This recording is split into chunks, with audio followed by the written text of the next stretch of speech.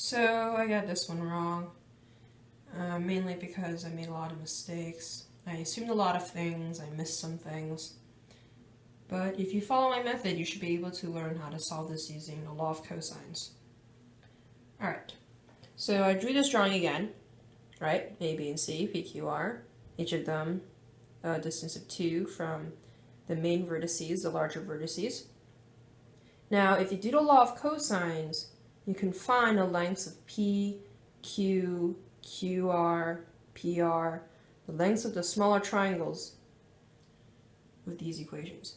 Yes, I know there are 2 unknown variables, but to do it my method, or to do it sort of my way, these equations will help you later on when you try to find if these 2 triangles are similar. Because you'll be able to figure out what the angles are for A, B, and C. Now, these are a set of another equation, law of cosines. You use the sides of the bigger triangle to help you find the angles for the bigger triangle, angle A, angle B, angle C. Because you know the lengths 6, 8, and 12, and you can use them to your advantage, where you would find angle A to be 117, angle B to be 36, angle C to be 37. Now these values are all rounded, which is probably something you shouldn't do. I just rounded them for the sake of not having to write the entire number out. But in your calculator, you should definitely store angle A, angle B, and angle C in 2 variables to plug in later. So you can plug their exact value into these equations. So now you've done all the calculating.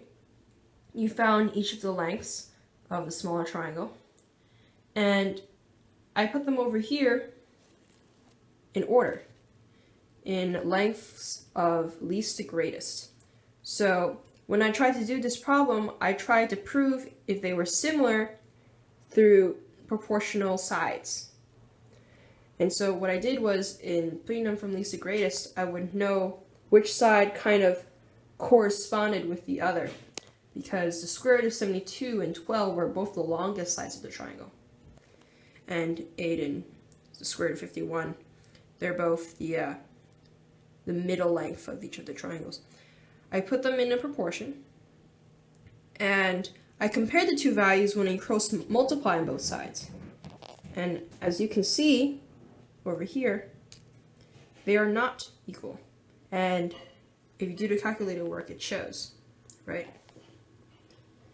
Which means that therefore these 2 sides, these 2 triangles are not similar because their sides are not proportional. And so these 2 triangles are not similar. And that's it. You just have to do the law of cosines a bunch of times. Because you know the sides of the bigger triangle, you can use them to your advantage to find a smaller one.